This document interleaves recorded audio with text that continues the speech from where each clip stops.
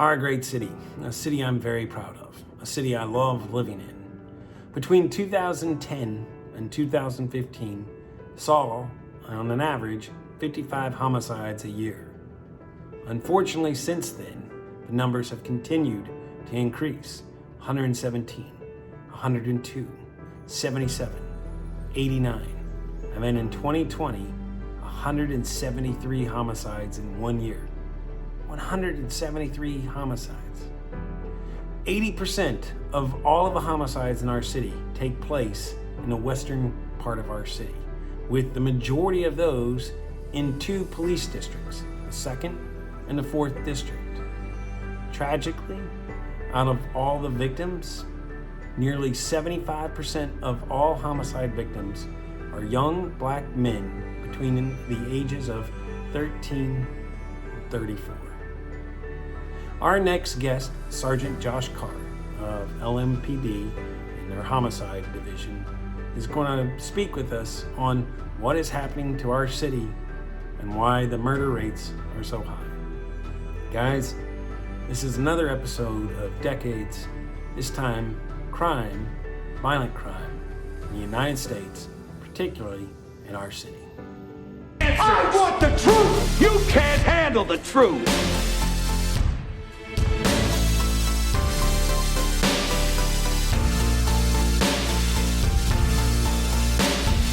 Mr. Gorbachev, tear down this wall.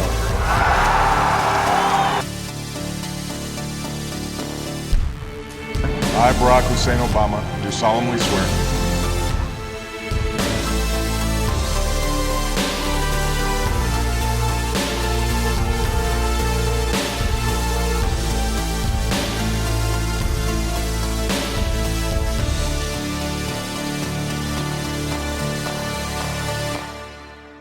I did not have sexual relations with that woman. Another plane just hit. Right, oh my God, another plane has just hit. It hit another building.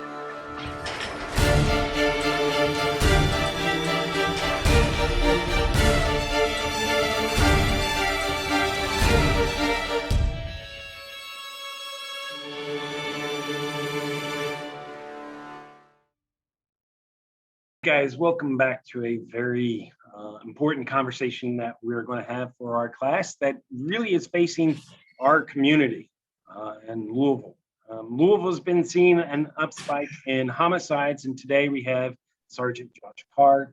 Sergeant Carr has been with Louisville Metropolitan Police for 19 years, working in the homicide offices for 5 of those years. Sergeant, welcome to our class. Thank you for being here. Oh, thanks for having me. And this is the second year that we've had this conversation, and I very much enjoy having you part of a class. Hopefully, in the future, I won't be having to have this conversation with you anymore because our community will be changing, but I do appreciate you being here. Yeah, no problem at all. I really enjoy talking with you guys. 2020 was a very difficult year. I mean, COVID, we saw over 500,000 deaths in the United States. There was a destroyed economy, political strife, a contentious election. Louisville was a spotlight of community unrest with protests, but more of a focus for what you have is in 2020, we had 587 non-fatal shootings and 173 homicides, which was more than the 2 prior years combined. 2021 is on pace to go even surpass this, as we already have over 50 homicides, and it's just now the beginning of April. What is going on in our city that we're seeing such a drastic increase in homicides and violent crime? Yeah, so I mean, that's $1 million question, right? And we as a police department and as a homicide unit are obviously looking at a lot of different solutions and attacking the issues from different angles, because it's not just a police department problem. It's not just a community problem. You know, the school system is involved. There's social services that are involved. It's a multifaceted problem. You know, I live in a pretty tight world, homicide is pretty encompassing when you're in this unit. But we see obviously the effects of homicide on the community, on families, and also the stress that it puts on the other police officers and the other units in this department. These are big investigations. They're obviously tragic investigations. So the sheer number that we saw, along with all the other things you mentioned, right? Because, we don't live in a bubble, even though I live in homicide is my world. I have a family, COVID, all those things, the civil unrest, all that. And so with the numbers spiking like they did last year, on top of all the other issues, without a doubt, the most trying year in my career, every officer that I know, and as well as just normal citizens' lives, it's been a very trying year for everybody. So to try to answer your question, the rise in the rate, I don't have a direct answer, and anybody tells you they do, I think's being untruthful to you. I will tell you this: COVID hits, the kids are home from school. Nobody's in school. It's never a good thing for the younger kids to be out on the streets running around, no curfew. I think I heard a number of, Jefferson County schools at one point hadn't seen 60% of their students, since they went to distance learning. And those environments, are obviously good for kids. And when they're not in them, it drives our business up. It really does. And we saw a spike in younger teenagers being murdered and shootings, especially non-fatal shootings. We had a lot of young people shot that just didn't die, thankfully. So that, coupled along with the fact that you had the civil unrest and the protest.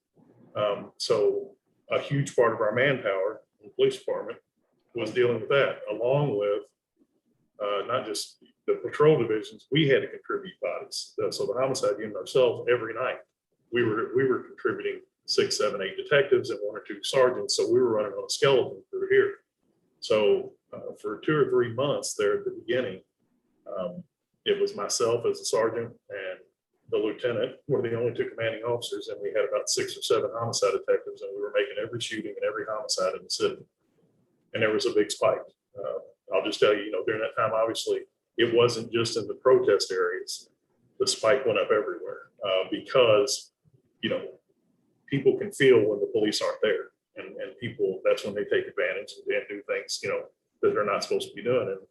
And in my opinion, it's not the department's opinion, but in my opinion, that had a lot to do with it. When something's going on over here, you're going to have problems over here too. So, but that, it was a tremendous rise. And this year it started off even worse. And, there's not the civil unrest going on. So, but we have a lot of group violence in the city, one group to the next, going back and forth. There's always retaliatory shootings and killings, and it's a moving target for us as we're trying to connect the dots all the time and figure out, how we can stop it. There's a lot of things that play into it, and we talked about it probably in the last class. There's people genuinely scared to talk to us, genuinely afraid to cooperate with us, give us the information, and we truly do need the public's help to solve these murders and these shootings and all these other terrible crimes. But it's of the 587 non-fatal shootings you talked about last year. I'll tell you this, and I don't have a percentage because we don't document it, but so somebody gets shot and they show up at the hospital, they're not going to die. They're shot in the leg. So we go down to do the investigation. Another detective will go out to the scene where it happened, start that investigation. And I will tell you, in the vast majority of the non-fatal shootings that we have, the victim will tell us, I'm not going to cooperate. I don't want to help you. I don't care if you catch them or not. I'll take care of it. And so a huge percentage of those go unsolved. Well, when somebody gets shot and doesn't die, if they know who shot them, they're usually going to go back and try to, take some kind of retaliation. So yeah, across the board, the numbers are up. We don't know either. We're obviously, like I said, working at it. The department as a whole is working to try to fix it. We're working with community partners, working with, different social groups. It's because, it's overwhelming, but we're all doing the best we can and working as hard as we can. You mentioned that this is a community issue, such as schools being closed. It's not just a police issue. And so when we look at our community in the last 10 years on these homicide rates, 2011 to 2015, there was just over 200 homicides, averaging just over 50 homicides a year. Yep. In the last 3 years, it's been 77, 89, and then again 173 last year. And again, we're on pace to pass that for 2021. So what is it that our city's leaders, LMPD, our community leaders are doing to try to reverse this trend? Yeah, I mean, that's, to be honest with you, that's a little above my pay grade. But I will tell you, the things I know. Okay. That we have a new administration in now, a new chief, that the mayor's brought in, and I know her and the deputy chief are trying to partner with there's different programs that have been tried around the country that are more, they try to step in beforehand, not the police. And it's they're over here trying to do their thing, and then obviously we have to do our thing, but we try to work together, but not so much the police trying to be preemptive on the younger children and things like that, but trying to get the services to people that may end up going down a bad road if they don't. So I know they're working with that, and we're always as officers, we're constantly going different training and trying to evolve as well. Policing in the 19 years that I've been on has definitely changed. And I'll say this, just being completely honest with you, some for the good, a lot of it for the good. And in my opinion, some of it not for the not so good. There's just, but that's neither my decision or the officers or the other detectives I work with decision, and a lot of times it's not even the chief's decision. That's coming from the public. One of the things you learn as a police officer, you probably learn in school anyway, the community is going to dictate how they want to be policed. Okay. It's just the truth of the matter is that's a fact of the matter. So I think it's always going to keep changing. It's always going to keep evolving. It's always going to have to be a partnership. You're always going to have to be working together and have an open conversation, an open dialogue about it. You're going to have to be honest, with each other. I mean, there's certain things that it is what it is, and if you ignore it, it's never going to get better, and that's on our end, and that's on the other side too, so, and I think our department has done a really good job of trying to become more transparent, trying to, when things happen, critical incidents happen, things like that, and I get it. There's a level, there's a level of distrust between the community and the police department, some of the community and some of the police officers. And, so that's something we have to overcome. And, that's what we're trying. I know the chief's office is working real hard, medical council, and everybody, like I said, it's a big machine and everybody's got to work together. Well, I mean, it's hard to solve a crime such as like a non-fatal shooting when the victim doesn't even trust to be able to reveal what's going on.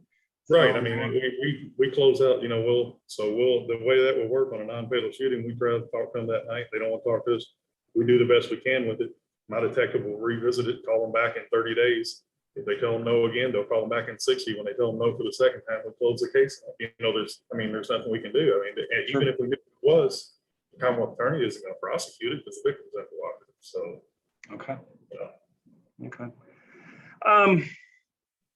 Sadly, I've noticed a trend in some of these deaths when I'm looking through them. Nearly the 2020 out of the 2020 homicides, and this pattern matched in 2019 and 2018. Nearly 80% of the victims were male. The majority of those males were Black males between the ages of 11 and 34. Out of the nearly 600 non-fatal shootings, again, over 80% of the victims were Black males between ages 11 and 34. And alarmingly, about 70% of all of that violence was done within a few square miles of Northwest Louisville. Mhm. Why are so many young Black men in a certain particular geographic area of our city facing such violence? Yeah, and again, this is probably a little above my pay grade. I can give you my opinion on it and the things that I see. There are certain communities, the western part of Louisville and other parts of Louisville as well, but where there's poverty, there's less opportunity for some of these kids. We see young kids in the street, 11, 12, 3 o'clock in the morning. I'm talking kids young as 8, 9 years old, walking around unsupervised, and then, it's just natural. Kids want to have somebody and kids want to be with somebody. And then Right. you end up with the group problem, the gang problem that we talked about. They end up, and they're very, young children are very influential. And I think a lot of times they need, better influences. And listen, there's a lot of people trying to do really good work and really trying to help these young people out. And it's an uphill battle. I get it. And I applaud them for trying to be good role models to them. But, it's not just children in there. There are people in these areas you talk about it's very violent, stricken. They come up to us on scenes all the time after everything's calm, and elderly people that live there their whole lives. And it's, you feel terrible for them. They're terrified. And all they want is a safe place to live.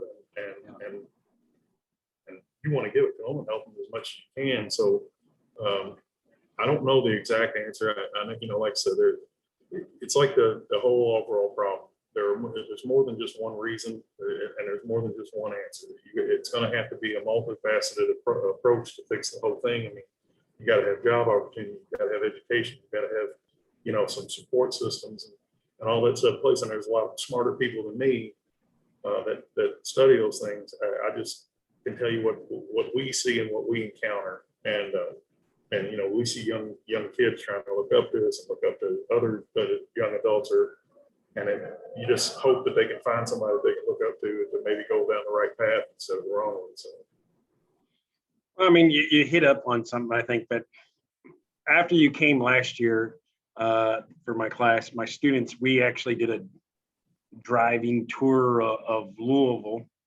comparing East and West Louisville, and they had a take tallies and things, and just like the difference between banks versus pawn shops, the amount of grocery stores versus convenient food marts, schools available versus fewer schools, and more teachers, less teachers, and there is a definitely difference in community support between the two communities, and so. I agree. It's there's a lot of liquor stores in the areas that we go to. So I'm not saying that's a good or bad thing necessarily, but it is it's the truth. Well, I mean, that we did notice there was more liquor stores than grocery stores. Sure. So, now last year when you were in class, I think you shocked my students saying that LMPD was and the homicide group was pretty proud of the fact that you guys had a 50% closure rate, which on a national level turns out that's a great kind of number to have. Right. 2020 being the dumpster fire year that it's been, that number dropped down to 32% of closure rate. So is this because, as you mentioned earlier, that we're operating on a skeleton crew, that just the numbers of murders spiked up, COVID challenges? I mean, is there a reason?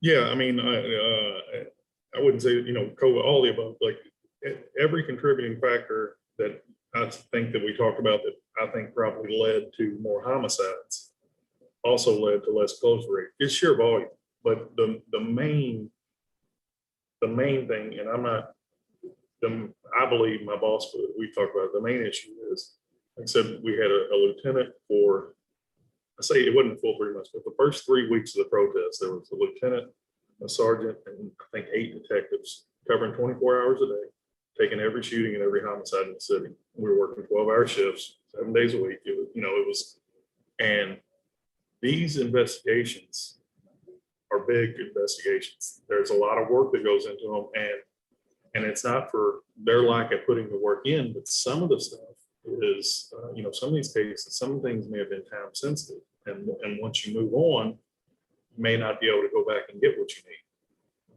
But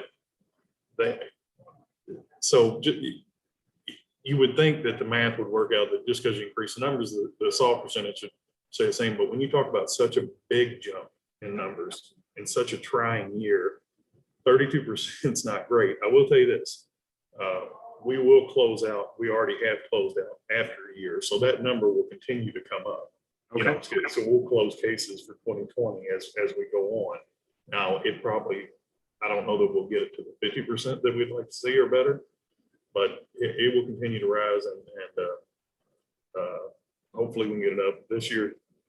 This year's about on the same track right now for solve rate, but we're actually up. Well, we're up 90, about 97% year to date from last year. We're at 53. Well, no, we're more than that. So we're 101. We're at 53 homicides compared to 26 or 7 this time last year. So we doubled the amount of homicides just between 20, which again, 2020 was a record, and we're already doubling it. Yeah, it's disheartening. But now we are doubling where we were this time last year. But last year,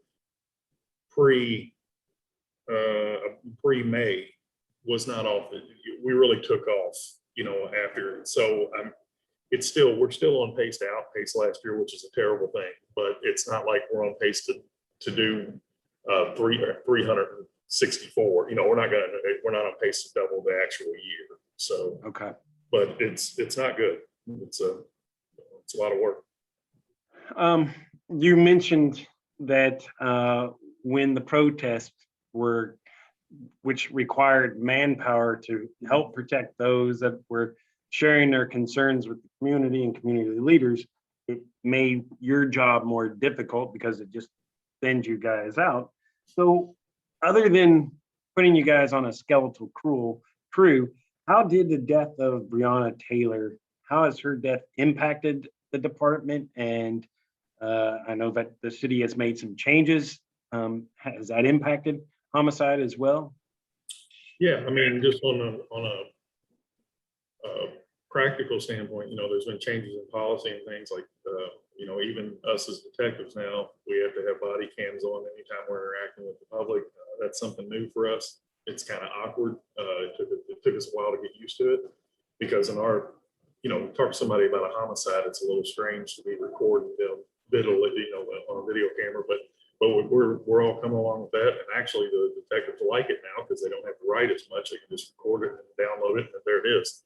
There's been policy changes, things like that, as far as different things with the search warrants and all the things they put out after they've made public knowledge of all the search warrants that were reviewed. We're not doing no knocks that we never did anyway, but right. Those kind of changes obviously affect us a little bit. But, the biggest changes was for the year for everybody. It was an emotional, terribly draining, hard on everybody's families. It was just a sad thing all the way around, and everybody, nobody wanted to go through it, and but we got through it so far, and we'll see where we go from here. Maybe things will get better this year. Now, your department is the department that searches answers for the victim, whether it's a victim that survived a non-fatal shooting or, the answers for the victim that lost their life. You're searching for the answers for their families. You're diligently working to resolve a case, no matter if it was a drug dealer that lost his life in a bad deal, or someone such as Trinity Randolph, the 3-year-old who was shot outside playing in her little toy frozen castle. Emotionally, your job has to carry with it a very heavy weight and burden on you and your department and your co-workers, because you're looking at someone's life who's come to a violent end.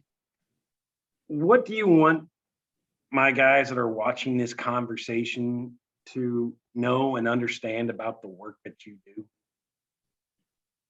Well, I mean, I hope everybody understands, we work these cases. When I say we, my detectives, our detectives work these cases diligently. And one thing I want to go back just to let you know that I am real happy about, starting in November, the non-fatal shootings went back to the division. So now homicides, we're not having to take those anymore, Okay. which has taken a huge burden off of us because it spreads those 587 shootings out over 8 divisions rather than one unit taking them. So that's going to be a big help to us too going forward on the solve rate. But anyway, I just wanted to make sure I didn't miss that. But yeah, we these detectives they work these cases, and people might not want to believe it, and I can understand. I want to believe it, but they truly work them all as if they were the same. We're not there for judgment. We're there after the end when somebody calls. Now, are there factors? You have to look at factors that led up to it because there's a reason why you're standing there.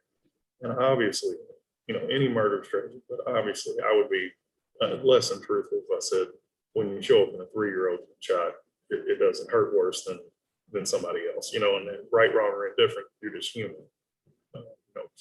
Kids and completely innocent people, however you want to, it is. Mm-hmm. It is obviously tough. But they're all tough, and the thing you worry about after doing this, and I've been doing this for 5 years, but on top of all the other stuff you see as a police officer is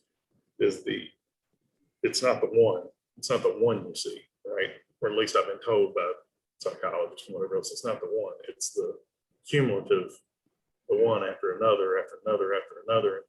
Like last year, we were so busy and we saw so much death. It was like, at some point, and you had to, and even had to go to the detective and say, hey, you need to go talk, you need to feel like you're doing all right, you need to go talk to somebody, and for the most part, everybody compartmentalizes and you move on and do your job. But it's tough. These are the best, these are the best we got, and they're all willing to do it every day, and they get up and come in here, and and the phone rings at 3 o'clock in the morning, and you get up and get dressed and drive somewhere, and you just got to remember every time you're there, you're seeing everybody on their worst day. It's the worst thing, it's the worst thing in the world to have to stand there with the coroner, or you can tell the family yourself, that they're loved ones. It's who you're there with. So it's tough, but also rewarding. It's, there's nothing better than solving one. Yeah. And getting somebody justice. Yeah. It's a great feeling.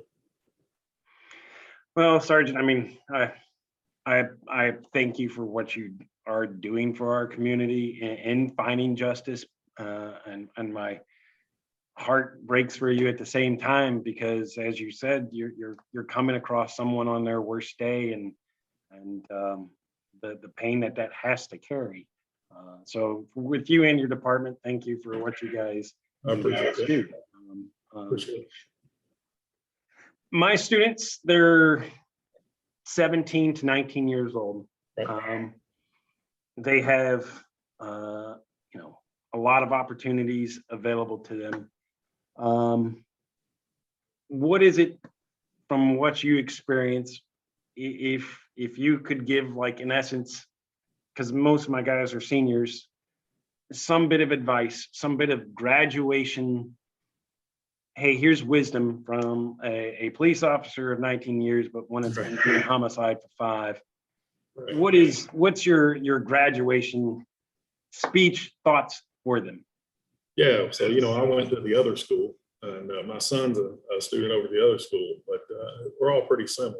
We all kind of come from the same makeup. So I sat in their seat a little while ago, but no, the best advice that I would give any young people is, from a police officer's perspective, is be careful who you're hanging out with. Be careful the choices you're making, especially in these formative years. Your senior year in high school, coming out into college. You get into college. We're right down here. We're located by U of L's campus. We had a murder on U of L's campus not too long ago.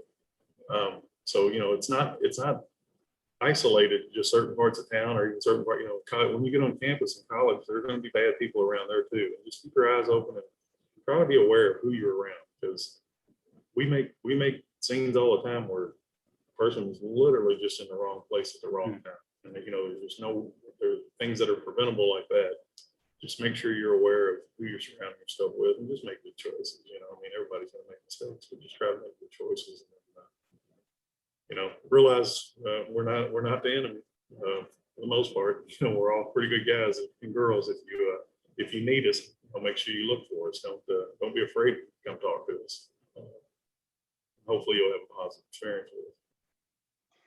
Well, Sergeant Josh Carr, thank you for being a part of this class, and thanks again for returning here. And my hope is that eventually the workload changes for you, where I don't have to bring you in class anymore, because you don't have cases. So, you're only gonna get one more shot at me anyway, because next year is my last year and I'm out, so I'm retiring. So, well, thank you again for being here. Sergeant Carr, thank you once more for joining my class again. However, it is my hope that I will stop talking with you.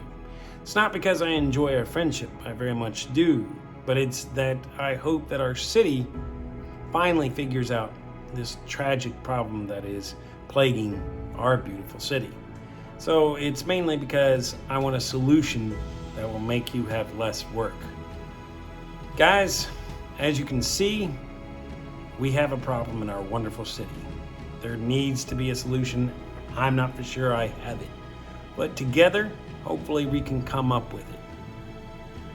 As always, remain awesome, be nice, and stay safe.